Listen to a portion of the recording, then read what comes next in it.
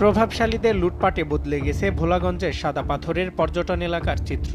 1 বছর আগেও যেখানে ছিল পাথরের স্তূপ, সেখানে এখন ধুধু মাঠ। দিনরাত শত শত নৌকা দিয়ে প্রকাশ্যে বালু পাথর লুটপাট হয়েছে।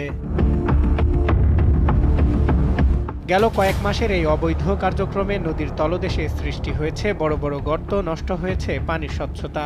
স্থানীয়রা বলছেন, প্রভাবশালীদের বিরুদ্ধে কথা বলতেও ভয় পায় সাধারণ মানুষ। প্রতি বছরে যেখানে লাখ লাখ পর্যটকের পদচারণা ঘটে নদীতে, সেখানে গত বছরের 5 আগস্ট পর থেকে শুরু হয়েছে লুটপাটের মহোৎসব। এই পাথর লুটপাটে যেন সবাই ঐক্যবদ্ধ। বেশ কয়েকটি রাজনৈতিক দলের নেতারা ঐক্যবদ্ধ হয়ে পাথর লুটে সহায়তা করছে বলে অভিযোগ করেন স্থানীয়রা, যার কারণে সাদা পাথর পর্যটন কেন্দ্রের চারিদিকে বিজিবির 4টি ক্যাম্প ও চেকপোস্ট থাকলেও সবাই ছিল নীরব দর্শক। কোম্পানিগঞ্জে সাদা পাথর এলাকায় যে হরিলুট আরম্ভ হয়েছে, সেখানে কোনো প্রশাসন আছে কি না এটা বলা যাচ্ছে না, বা তাদের কি ভূমিকা, সরকার এখানে স্থানীয় প্রশাসন কেন রাখছে।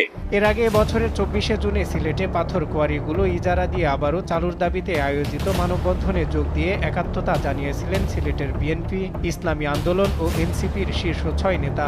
এছাড়া সিলেটের পাথর কোয়ারি নিয়ে সরকারের প্রতি ক্ষোভ ঝেড়েছিলেন সিলেট জেলা জামায়াতের সেক্রেটারি আলহাজ জয়নাল আবেদিন।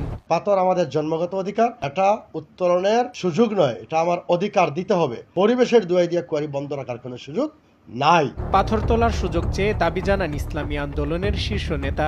10 মাস আগে সৈয়দ মোহাম্মদ ফয়জুল করিম শায়েক চরমোনাই পাথর ব্যবসায়ী, মালিক সমিতি ও শ্রমিক প্রতিনিধিদের মতবিনিময় পাথর উত্তোলনের জোর দাবি জানিয়ে সংবাদ সম্মেলন করেন। আর আমাদের নদীর থেকে পাথর তোলার পরিবেশ নষ্ট হবে কেন?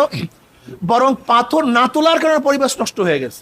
পরিবেশের দোহাই দিয়ে আমাদের সম্পত্তিকে যারা বাধা দিবে এবং যারা আমাদেরকে ডুবিয়ে এবং চুবিয়ে মারার চেষ্টা করবে, এটা আমরা কোনো অবস্থাতে মানতে পারি না। আমি অন্তর্বর্তী সরকারকে বলবো, আপনি অচিরেই পাথর তোলার অনুমতি প্রদান করুন। আর যদি আপনি অনুমতি প্রদান না করেন তাহলে আমি মনে করব আপনিও ভারতের চাপে নতি স্বীকার করেছেন। প্রভাবশালীদের দাপটের কাছে হার মানেন বন ও পরিবেশ উপদেষ্টা সৈয়দ রেজওয়ানা হাসান। এক পর্যায়ে একাধিকবার অসহায়ত্ব প্রকাশ করেছেন তিনি।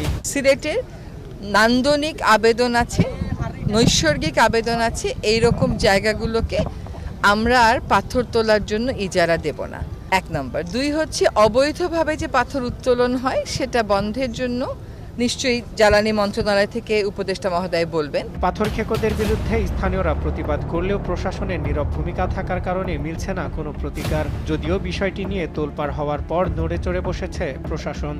জেলা প্রশাসনের পক্ষ থেকে আমরা